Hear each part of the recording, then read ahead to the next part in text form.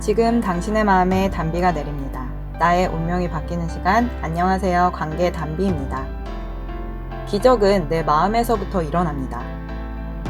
여러분은 살아가는 이유와 목적이 무엇인가요? 저는 28살 때까지는 행복을 얻기 위해 살았습니다.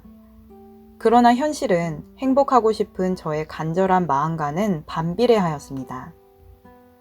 당시 저는 인생이 완전히 바닥에 있다고 확신하였기에 깊은 좌절감과 피해의식으로 가득했습니다. 저를 사랑하시고 최선을 다해 키워주신 부모님도 계셨고 형제, 친구도 있었지만 저는 늘 사랑과 행복에 목말랐고 외로웠습니다. 그런데 최근에 기도하던 중 하나님께서 저의 그때 모습이 영적인 고아의 상태였음을 깨닫게 해주셨습니다. 겉으로는 아주 멀쩡하고 평범한 사람이었지만 제 영혼은 버림을 받아 정처 없이 방황하는 고아였던 것입니다. 바로 그 시점에 하나님께서 저를 사랑과 사람 치유센터로 이끄셨고 저에게는 영적 아버지이신 센터장 김용준 목사님께 양육을 받았습니다. 얼마 지나지 않아 사랑의 하나님을 만나 뜨거운 회개가 터졌고 남은 인생은 하나님이 시키는 대로 다 하겠다고 고백하였습니다. 그 후에 저는요, 그저 하나님이 부어주시는 사랑을 받아들였을 뿐인데 과거에 있었던 모든 질병이 다 치료되는 축복도 받았습니다. 또한 예전에 그렇게 무엇을 해도 되는 일이 없던 제가 모든 일들이 술술 풀어지는 일들도 일어났습니다. 저라는 사람의 외모, 성격, 능력, 처해진 환경은 그대로인데 하나님은 당신의 사랑을 받아들였다는 이유 하나만으로 너무나 큰 축복을 쏟아주시는 것입니다. 그렇게 10년째 저는 하나님이 시키는 대로 다 하겠다는 약속을 지키려고 고군분투하면서 살아왔습니다. 저는 주변 사람들에게 좋은 뜻이든 나쁜 뜻이든 왜 그렇게 열심히 신앙생활을 하느냐는 소리를 자주 듣는데요. 아기를 낳고 몸조리 할 때 빼고는 눈이 오나 비가 오나 매일 기도하러 가는 모습을 보고 주변 사람들이 물어보곤 합니다.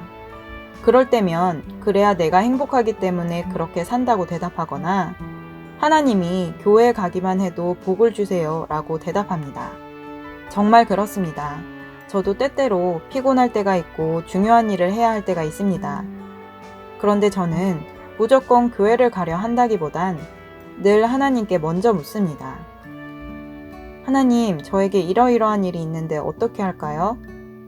그러면 하나님께서 너무나 명쾌하게 답을 주시기에 네, 아멘 하고 가던 것이 벌써 10년이 거의 다 되었습니다.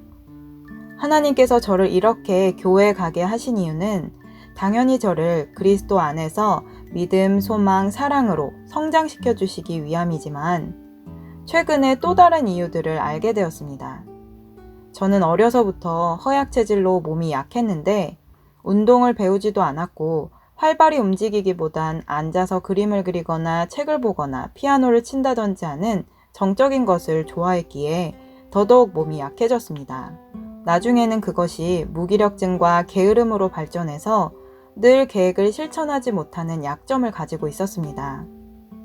그런데 하나님께서는 저의 영혼, 육의 체력을 완전히 업그레이드 시키시기 위해 저를 교회에 오게 하셨던 것입니다. 왜냐하면 제가 꿈꾸는 행복이 완성되기 위해서는 영과 혼과 육이 하나 되어 생활할 때에 비로소 온전한 행복을 누릴 수 있기 때문입니다. 또한 저희 교회는 기도회를 마치고 점심 식사를 직접 해서 먹는데요. 예전엔 음식이라면 밖에서 사 먹을 줄만 알았지 할 줄 아는 것은 없었던 제가 교회에서 자연히 음식에 대해 배우게 되었습니다. 저는 음식을 배우면서 저도 몰랐던 저의 모습을 알게 되었는데요. 건강한 재료로 조미료 없이도 더 맛있는 음식을 만드는 것에 큰 흥미를 느끼고 반복해서 하다 보니 지금은 배달 음식이나 외식을 거의 하지 않게 되었습니다. 그로 인해 몸이 오히려 20대 때보다도 건강해졌습니다. 10년 동안 신앙생활을 하면서 하나님께 순종하려고 노력했을 뿐인데 하나님께서는 순종하는 모든 성도들을 위해 우리가 생각지도 못한 엄청난 축복들을 예비해 놓고 계시다는 생각을 많이 합니다. 그런데 많은 성도들이 순종을 하지 못해서 뜨거운 신앙이 마음에서 그쳐버리고 말과 행실이 바뀌지 않고 결국 관계도 생활도 점점 더 힘들어지는 모습을 많이 보게 됩니다. 하나님을 사랑하는 마음은 진심이고 저보다도 더욱 놀라운 기적을 체험한 분들이 넘쳐나는데 이상하게도 그들의 현재의 삶에는 불평과 원망과 다툼이 있습니다. 특별히 부부가 서로에 대한 불만과 불신으로 가득 차 있습니다. 믿음이 있든지 없든지 왜 서로에 대한 불만과 불신이 세월이 지날수록 커져만 가는 것일까요? 부부들의 이야기를 들어보면 10명 중에 9명 이상은 성격 차이로 인해 관계가 힘들다는 이야기를 합니다. 우리 부부는 안 맞아도 너무나 안 맞는다는 것입니다. 저는 하도 이런 말을 많이 들어서 한 분께 이렇게 말했습니다. 그런데 있잖아요. 제가 아는 대부분의 부부는 다들 그렇게 안 맞는다고 이야기를 하더라고요. 그러자 그분은 정색을 하면서 아니요, 우리는 그런 수준이 아니고요. 진짜 완전히 상극이라니까요. 라고 답하는 것입니다.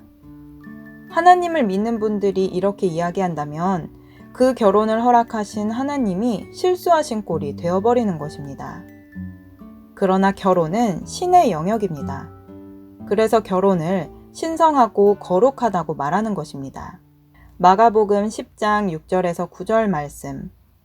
창조시로부터 저희를 남자와 여자로 만드셨으니 이러므로 사람이 그 부모를 떠나서 그 둘이 한 몸이 될지니라. 이러한즉 이제 둘이 아니요 한 몸이니 그러므로 하나님이 짝지어 주신 것을 사람이 나누지 못할지니라 하시더라. 아멘. 제가 10년 동안 100% 순종을 한 것도 아니고 넘어진 적도 많았지만 결국 다시 일어나서 순종을 선택한 결과는 지금 돌이켜보니 너무나 값진 선택이었습니다. 저희 목사님께서는 자신의 배우자에게 당신으로 인해 너무 행복하다, 사랑한다 라는 말이 진실하게 나오는 것이 진짜 신앙인의 삶이라고 하셨습니다.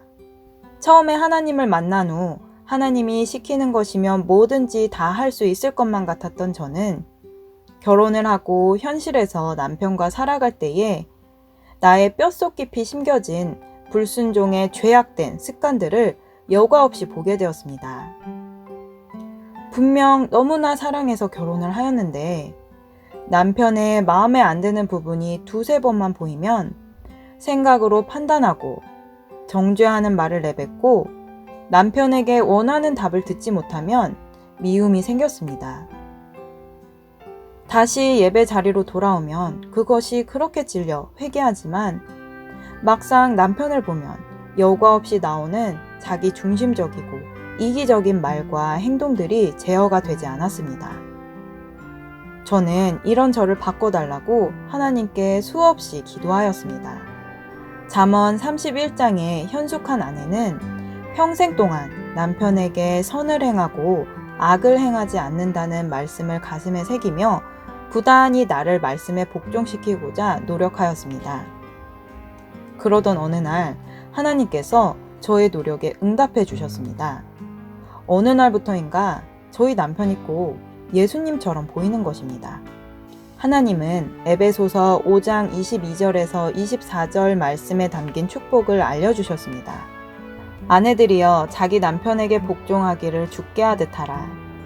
이는 남편이 아내의 머리됨이 그리스도께서 교회의 머리됨과 같음이니 그가 친히 몸의 구주시니라. 그러나 교회가 그리스도에게 하듯 아내들도 범사에 그 남편에게 복종할지니라. 아멘. 저는 초신자 때는 이 말씀을 읽을 때마다 마음에 얼마나 거리끼고 힘이 들었는지 모릅니다. 그 이유는 내 안에서 남편을 머리로 인정하지 않고 남편의 머리 위로 올라가려는 불순종의 영이 강했기 때문이고, 둘째로는 성경적인 남녀관과는 정반대로 가고 있는 요즘의 세상 풍조에 세뇌가 되어 있었기 때문입니다. 그래서 일부러 저 말씀을 잘 보이는 곳에 적어놓고 지나가면서 읽고 또 읽었습니다. 하나님의 말씀은 살아 움직이고 역사하시는 하나님의 생명이기에 믿음으로 읽으면 역사가 일어납니다. 그 후 저는 남편에게 말대꾸하는 것이 줄어들고 남편을 가장으로 인정하는 말을 많이 하게 되었습니다. 그러자 남편도 저를 소중히 대해주고 나의 필요를 세심하게 채워주고 있습니다. 하나님께서 사람을 만드시고 가장 먼저 그의 아내를 만드셔서 에덴 동산으로 이끌어 주셨습니다. 그래서 우리는 결혼을 통해 온전한 행복을 느낄 수 있습니다. 결혼 생활에 문제가 있으면 그 외의 것으로 아무리 채우려고 해도 채워지지 않습니다. 돈이 많아도 결혼 생활이 행복하지 않으면 외롭고 공허합니다. 지식이 많아도 마찬가지이고 남편과의 관계가 안 좋아서 남편에게 줘야 할 마음을 자녀에게 다 쏟아버리면 나중에 더 큰 허무함을 느끼게 됩니다. 부부관계는 아주 특별한 하나님의 섭리 안에 있는 관계입니다. 에베소서 5장 31절에서 33절 말씀입니다. 이러므로 사람이 부모를 떠나 그 아내와 합하여 그 둘이 한 육체가 될지니 이 비밀이 크도다. 내가 그리스도와 교회에 대하여 말하노라. 그러나 너희도 각각 자기의 아내 사랑하기를 자기같이 하고 아내도 그 남편을 경외하라. 아멘. 하나님께서는 부부관계를 그리스도와 교회의 관계와 같다고 합니다. 그래서 신앙이 좋다 안 좋다는 헌금을 잘해서도 알 수 없고 봉사를 잘해서도 알 수 없고 환상을 보고 예언을 하고 각종 특별한 은사를 갖고 있다고 해도 알 수 없습니다. 신앙이 정말 좋다 안 좋다를 알 수 있는 가장 정확한 방법은 부부관계를 통해서 알 수 있습니다.